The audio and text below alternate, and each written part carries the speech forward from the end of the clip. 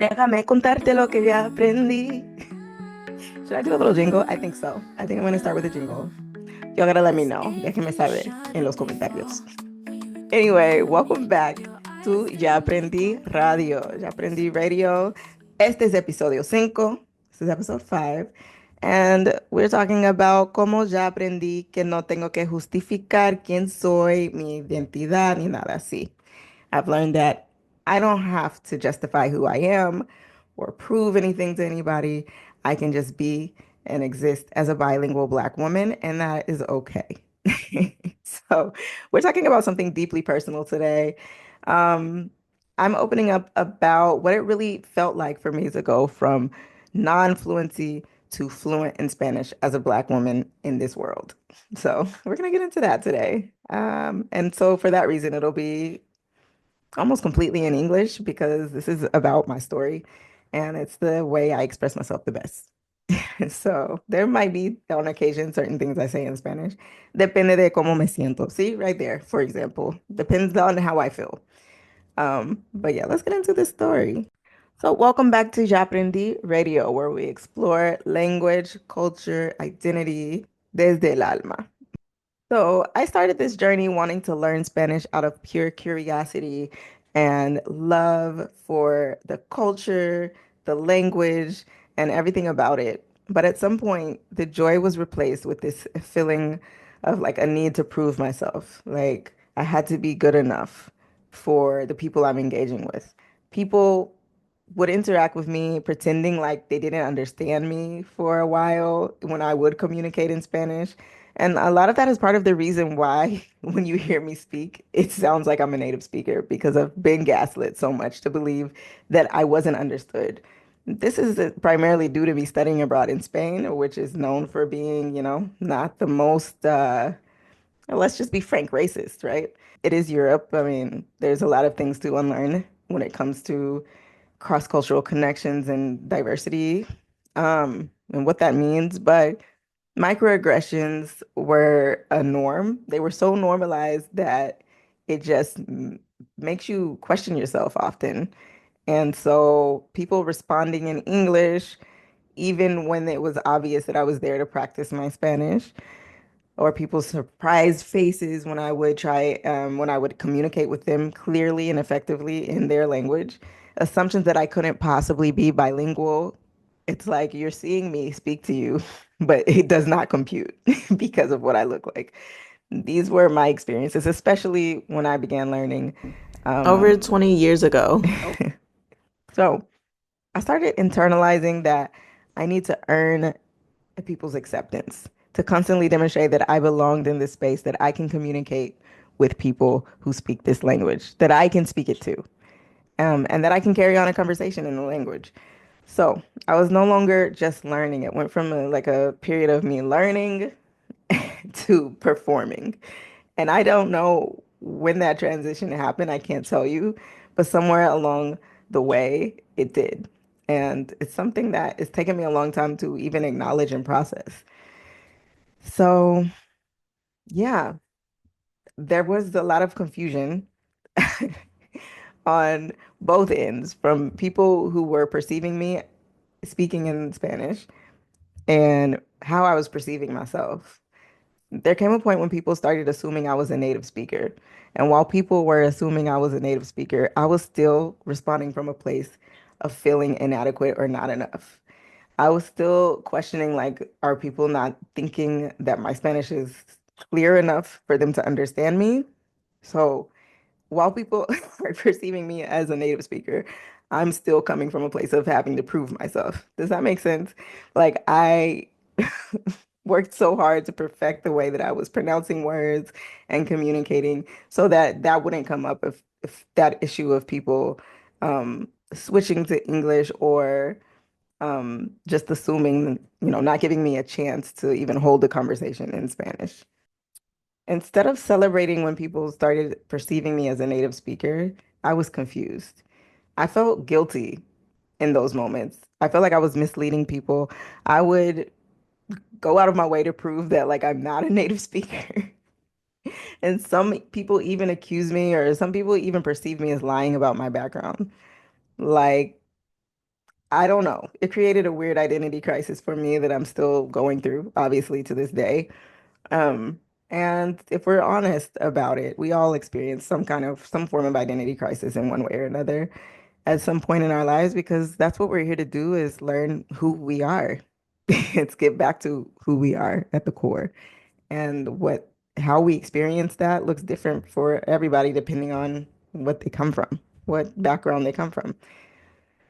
So, yeah, the confusion ran deep and I was gaslighting myself about what my capabilities were.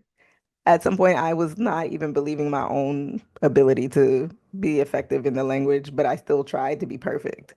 So, all the while, people are perceiving me as a native speaker, and I'm still trying to prove that I can speak Spanish. There's we're looking at the situation from two completely different angles.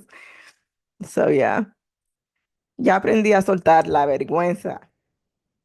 Finally, I learned to let go of the shame and that feeling of not being good enough. So I always had these moments of like feeling like either I was trying to speak too perfectly or be somebody that I wasn't, or I wasn't doing good enough. There was always like one end of the spectrum. So I was either trying to prove that I am owning my blackness, like I'm cool with being who I am, or prove that I can speak Spanish. And look, I can speak it so perfectly. And so either way, either end of the spectrum, it was coming from a place of feeling inadequate or feeling like I wasn't enough and feeling like I had to prove myself. And that is a shared experience with many Black women. I think the majority of us have experienced this in some way, especially being a Black woman in this world. I'm not saying that only Black women experience this, but it's just like part of the contract. It feels like it's more intense the more marginalized that you are, I think, um, this type of experience. So, and that's what it looked like for me. And I'm sharing that with y'all today.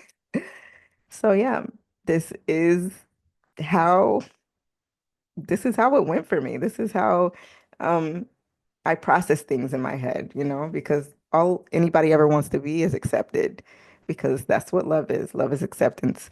And that's what I've come to understand about the way I perceive it anyway. That's how I define it. Because we all just want to belong. We want to exist and be okay and feel okay in our existence. That's what we all crave. Yeah.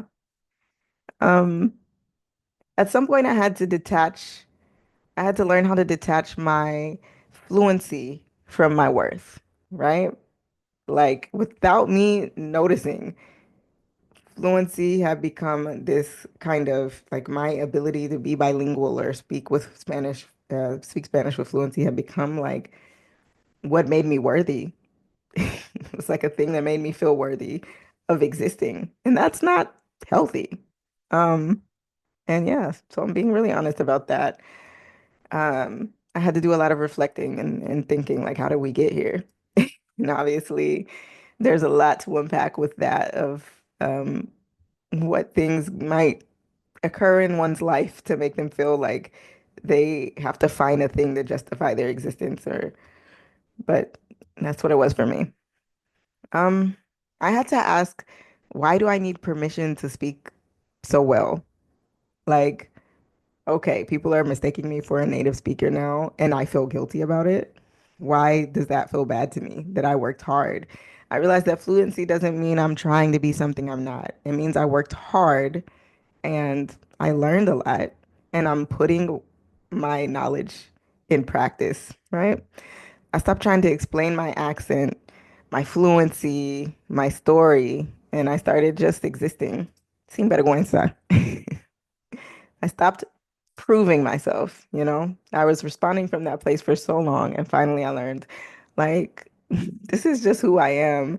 And some people can get it, and other people are not going to, and that's okay. I'm not for everybody, and we're not meant to be. And it's okay to exist as myself. So I started living in my language, and that's how Yaprendí was born. So, all in all, fluency doesn't mean perfection. It means freedom. That's what it represents for me, anyway. It was a way to open doors that would have otherwise remained closed. Um, And it was a way for me to learn about my place in this world and how to become greater than was ever expected of me against all odds. So I get to show up in that freedom without shrinking or explaining myself or trying to soften my blackness. I get to just be because I view myself as worthy now. And all you ever need is your own permission. And the rest falls into place as it needs to. So if you're feeling stuck between not enough and too much, this is your reminder that you're enough just as you are. Don't let anybody tell you differently. Your journey is yours and yours alone. And it's up to you how you want to paint that picture. And yeah, as long as you're not causing harm to others, that's okay. Like if your impact is positivity on the world, making it brighter, then more power to you. Continue on that path. So just remember that you are enough and you don't have to justify yourself for anybody. All right. That's all. With that, we're going to close out episodio 5. We're going to close out episode 5. Stay tuned for our next lección de español. That'll be on Friday. Thank you so much for listening. Gracias por escuchar. If this resonated with you, drop a light bulb or a flame in los comentarios. And yeah, send this to somebody else who's navigating this kind of complex journey of identity, language, type of dance. And remember, ya aprendí que mi voz no necesita permiso. I've learned that my voice doesn't need permission, and neither does yours. So speak your truth. All right. Nos veremos la próxima vez. Ciao. And baby, that's gonna have to work. We're just gonna have to edit it